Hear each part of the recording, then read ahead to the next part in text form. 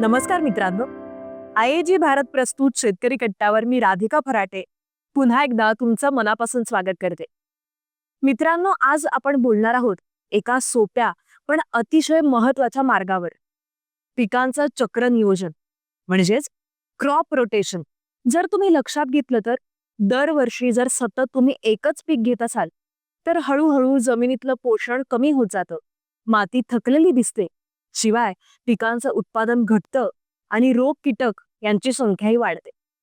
पण हे crop rotation म्हणजे नेमकं काय? तर दरवर्षी एकच एक पीक न घेता दरवर्षी वेगवेगळ्या पिकांची लागवड करणं. म्हणजे एखाद्या वर्षी गहू, एखाद्या वर्षी हरभरा, एखाद्या वर्षी मका. आणि याचे फायदेही बरेच आहेत बरं का.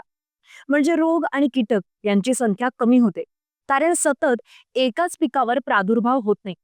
शिवाय तुमच्या मातीला संपूर्ण पोषण मिळतं आणि त्यामुळे ती निरोगी राहते. तुमच्या पिकांचं उत्पादन वाढतं. शिवाय खतांचाही वापर कमी करावा लागतो आणि म्हणूनच खर्च सुद्धा कमी होतो.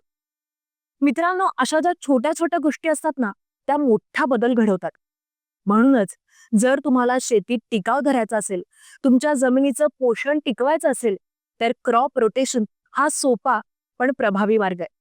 शिवाय यामुळे तुमची शेती सस्टेनेबल राहते आणि त्याबरोबरीनेच तुमचं उत्पादनही दीर्घकाळ टिकतं. मग तुम्ही करता की नाही क्रॉप रोटेशन? हे आम्हाला कमेंट करून नक्की सांगा. आणि अर्थातच व्हिडिओज आवडत असतील तर आयएजी भारतच्या इंस्टाग्राम आणि फेसबुक पेजला फॉलो करा. आपल्या शेतकरी मित्रांपर्यंत हे व्हिडिओ शेअर करा आणि अर्थातच भेटूयात नवीन व्हिडिओमध्ये नवीन माहिती घेऊन.